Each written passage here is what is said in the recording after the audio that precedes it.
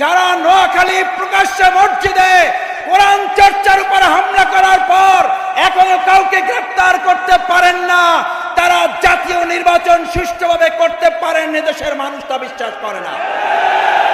24 ঘন্টার মধ্যে নোয়াখালীর সন্ত্রাসীদেরকে গ্রেফতার করতে ব্যর্থ হলে পরবর্তী দায় সরকারকে নিতে হবে।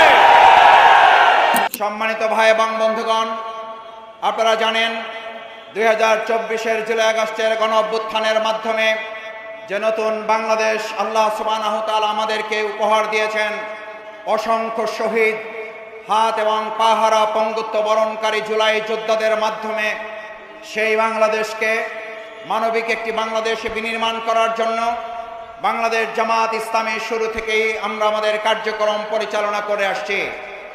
তার ধারাবাহিকতায় জাতীয় ঐক্যমত কমিশনের দিনের পর দিন, মাসের পর মাস দীর্ঘ আলোচনার ভিত্তিতে জাতীয় জুলাই সনদের যে স্বাক্ষর অনুষ্ঠিত হয়েছে, আমরা আজকে এখানে দাবি জানাতে চাই সেই জুলাই সনদ বাস্তবায়নের আদেশ জারি করে আগামী দিনে একটি সুষ্ঠু নির্বাচনের পথ অতি সত্বর সুগম করতে হবে।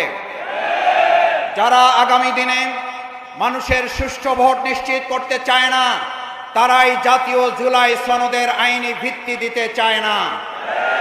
যারা জনগণের ভোটের নিরাপত্তা নিশ্চিত করতে চায় না, তারাই জাতীয় জুলাই সনদের আইনি ভিত্তি দিতে চায় না। যারা বাংলাদেশে আগামী দিনে একটি মানবিক বাংলাদেশ বিনির্মাণ হোক, তারাই গণভোটের মাধ্যমে মানুষের অধিকারের প্রতি তারা শ্রদ্ধা দেখাতে চায় না। যারা গণভোট চায় না, মূলত তারা জনগণের গণশত্রুতে পরিণত হয়েছে।